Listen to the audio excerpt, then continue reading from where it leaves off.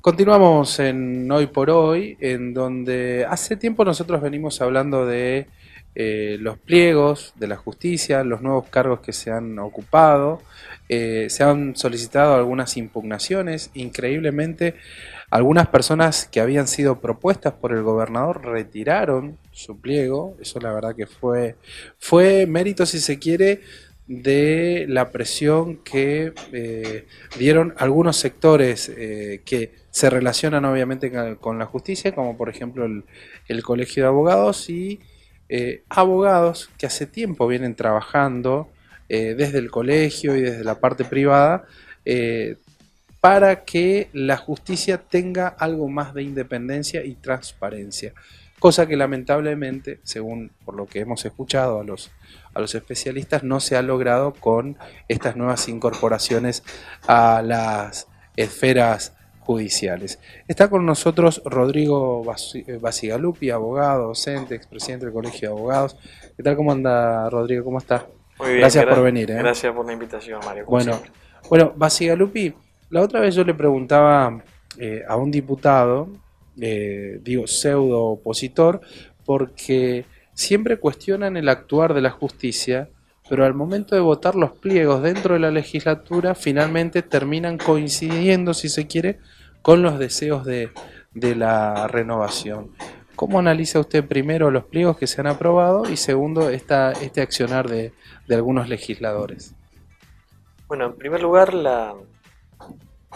tanto el colegio como numerosos abogados que incluso participaron de una reunión previa en el Colegio de Abogados para tratar este tema, se solicitaba expresamente la posición del colegio, se expresaron y nos expresamos respecto a la necesidad de que el poder político comience a modificar la manera en que designa o en que selecciona los magistrados o los candidatos para integrar el Superior Tribunal de Justicia, porque el mecanismo utilizado ha demostrado que no funciona.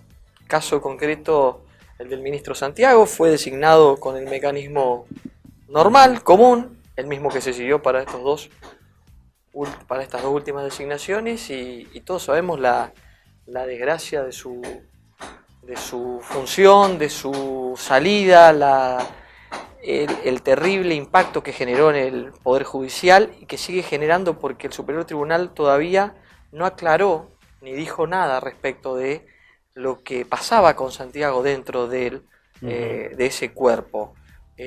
No hay una investigación interna que haya definido responsabilidades, complicidades, quién conocía el tema y lo cayó, todo quedó tapado.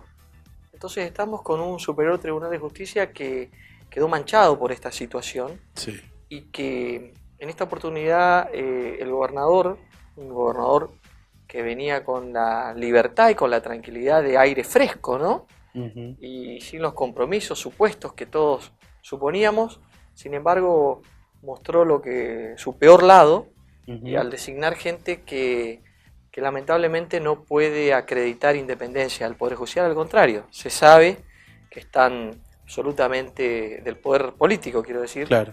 se sabe que están absolutamente eh, rendidos, ¿no?, Ujú. a este poder, lo han hecho en su momento, lo han demostrado, y sería tonto esperar que dicten una sentencia en contra del poder político en algún momento, y ojalá lo hagan, ¿no? Todos esperamos que haya un cambio en estas personas Claro. y que demuestren independencia porque es lo que necesita el Poder Judicial. Pero es muy difícil que esto suceda porque para llegar han tenido que demostrar al revés, han tenido que demostrar absoluta dependencia del poder político.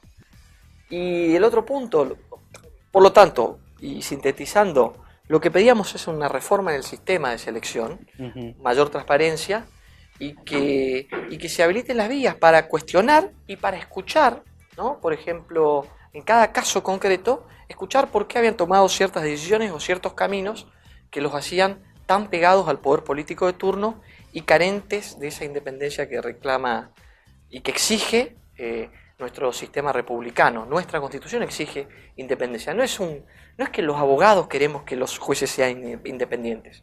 Los jueces deben ser independientes del poder político por el simple hecho de que deben controlar al poder político. Ujú. el Poder Judicial tiene el poder de controlar los actos políticos. Y para controlar no tienen que estar vinculados políticamente o por lo menos de una manera que les impida actuar de manera independiente, neutral, imparcial. ¿Y los legisladores? Lo Y que le respecto, marcaba que cuando están por fuera cuestionan y critican el actuar de la justicia, pero cuando están dentro de la legislatura, estos diputados votan finalmente a las intenciones judiciales de la renovación. sí, es muy extraño, es muy lamentable y habría que preguntarle a ellos que expliquen por qué.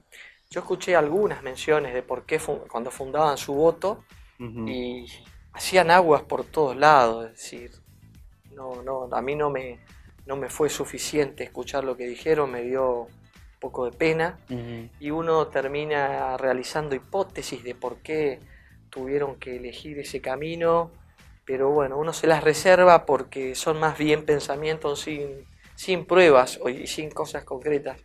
Pero sé que hay mucha gente dentro de esos mismos partidos que ha quedado muy dolida y muy lastimada por esta situación, porque no he hecho los números, pero me parece que la renovación no tenía los 2/3 necesarios si estos legisladores no se los hubieran otorgado. De manera que hubiera habido una manera de presionar de manera legítima y exigir al gobernador que como dije, viene con ese hándicap de nuevo, de fresco, de no comprometido, de exigir que coloque. Justamente había que reemplazar, por ejemplo, al ministro Schiavoni, que era un conocido jurista, un abogado que fue independiente, que no se lo vinculó directamente con ningún partido político, por lo menos en los últimos 15, 20 años de función, y ahora es reemplazado por alguien absolutamente vinculado a este actual sistema y riñón político donde todo se dice como una persona lo manda a hacer. Vemos el ejemplo de lo que pasó en la legislatura, donde esa persona es capaz de decirle a otra persona pida perdón, una vergüenza republicana, una vergüenza democrática, donde se le corta el derecho de expresión a un legislador y se le dice pida perdón. Pero ¿en qué mundo estamos donde una persona mayor le dice a la otra pida perdón? A mí eso me dio una vergüenza como misionero enorme. ¿Y ahora cómo se corta esta línea? ¿Cómo se termina? Uno por lo menos observa y ve que desde los mecanismos legales es muy difícil poder llegar a... no estoy diciendo que se utilice otro mecanismo, pero digo, por lo menos se observa muy difícil de poder sanear a la justicia desde las esferas formales de proceso y legales. Lo que sucede es que mientras sigamos con un sistema donde el poder político está muy sospechado de realizar negocios, de enriquecerse enormemente, va a seguir designando jueces adictos para que no los persigan. Es natural esto. Lo que seguramente va a pasar es que cuando cambie el poder político en la provincia, que algún día va a cambiar, van a tener que contratar grandes estudios y gastar fortunas y esconderlas muy bien, más lejos que Brasil, para que no vuelvan al Estado provincial lo que se llevaron sin permiso.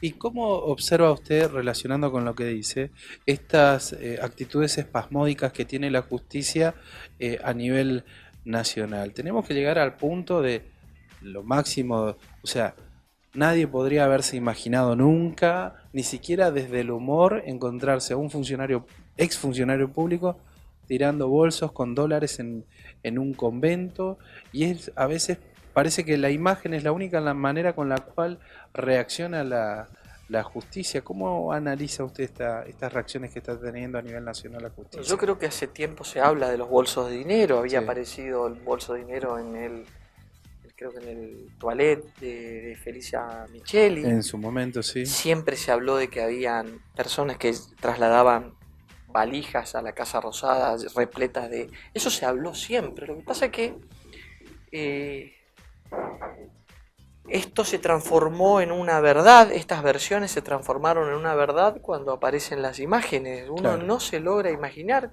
este tipo de situaciones y la justicia lo que tiene en general, sobre todo la justicia federal a nivel país, tiene un poco de miedo. Sobre todo miedo de la sanción social y de la sanción moral. Si no hubieran empezado a hacer lo que tenían que hacer, que se tomaron mucho tiempo para hacerlo, creo que el caos sería mayor. Pero también me da la sensación de que de parte del poder político nacional hubo la voluntad de decir, dejemos a la justicia actuar. ¿Qué es lo que debe hacer el poder político? Lejos de meterse a dirigir la justicia, lo que debe hacer es dejarla actuar de modo independiente. Obviamente que actúa ahora cuando la justicia dejó de ser perseguida, porque durante el gobierno anterior yo soy testigo de que el fiscal que se oponía o que pretendía denunciar a un funcionario público de turno era perseguido. El caso concreto del fiscal Campagnoli. Así que se trató de removerlo sin que hubiera motivo suficiente para semejante intento. Así que yo creo que es importante que desde el poder político se deje actuar a la justicia. Ojalá que actúe bien la justicia. Yo sé que la justicia no está preparada para semejante desafío, pero creo que hay personas individualmente que sí lo están y que sí lo pueden hacer y que pueden marcar el rumbo para que futuros procesos terminen por lo menos con una verdad más o menos acercada a la realidad. Lo traigo nuevamente a la provincia y le pregunto, agradeciéndole su tiempo, Bacigalupi, le pregunto sobre el sistema de concurso. ¿Tiene que cambiar el sistema de elección de jueces en la provincia de Misiones? ¿Y cómo sería ese sistema en el caso de cambiar? Yo creo que los misioneros nos debemos un gran debate sobre este tema. Las últimas designaciones, y hablo de los últimos 15 años atrás, 10, 15 años atrás, han sido nefastas para nuestro sistema. Tanto hablo respecto del Superior Tribunal como buena parte de los jueces, incluso aquellos que accedieron a través del Consejo de la Magistratura. Hay una seria sospecha respecto de que desde el Consejo de la Magistratura se continúa adelantando exámenes a ciertos favorecidos, aquellos que se sientan y ya saben responder rápidamente, sin siquiera mirar el Código Civil, responden todas las preguntas de modo inmediato, y esto es advertido por los compañeros que no entienden cómo se resuelve tan rápido un caso cuando a la mayoría, al 90% le toma, al 95% le toma muchísimo tiempo. Estas cosas que pasaban ya desde hace algunos años atrás y que aparentemente se siguen reiterando, dan cuenta de que no funciona debidamente, no hay transparencia, el Consejo de la Magistratura no eleva una terna conforme el orden de mérito que debiera hacerlo, y yo creo que esto sería una de las cuestiones, mayor transparencia. Yo creo que hasta incluso habría que adelantar el examen a todos los, eso lo propuse en su momento cuando era presidente del colegio, habría que adelantar como se hace con los concursos en la universidad, que se adelanta el tema y después cada uno debe defender su postura, ¿no? Frente a un tribunal. Creo que eso va a dar paridad y no que se lo adelanten a unos y no a otros. Y además luego que ese Consejo de la Magistratura eleve una terna transparente donde explique y fundamente, porque hasta hace muy poco no lo hacían, por qué otorgaba determinado puntaje a un candidato y otro puntaje a otro, es decir, cuáles eran los motivos por los cuales se valoraba mejor a un candidato, y por último, elevar una terna donde haya un orden de mérito con el puntaje, y que el gobernador, para elegir al peor de los tres, deba fundar. Es decir, fundadamente explicar por qué no elige al mejor, sino que elige al peor de los tres, para ocupar un cargo dentro de la justicia. Y además, incorporar al Consejo de la Magistratura al cargo de los ministros. Esto debería hacerse vía reforma constitucional, que es absolutamente factible ahora, a través de una enmienda constitucional se puede hacer, y incorporar el control de selección, como se hace en Chaco, en la provincia de Chaco. El Chaco funciona muy bien la selección a través del Consejo de la Magistratura, de los ministros del superior. Históricamente, no se, el ministro que se eleva, el candidato que se eleva, es el candidato que es elegido por el gobernador de turno. Ya es una tradición. Eso asegura una cierta independencia al Poder Judicial, sobre todo a su órgano superior, que es en este caso el Superior Tribunal de Justicia. Bueno, Rodrigo Bacigalupi, muchas gracias por venir. Gracias a ustedes, como siempre.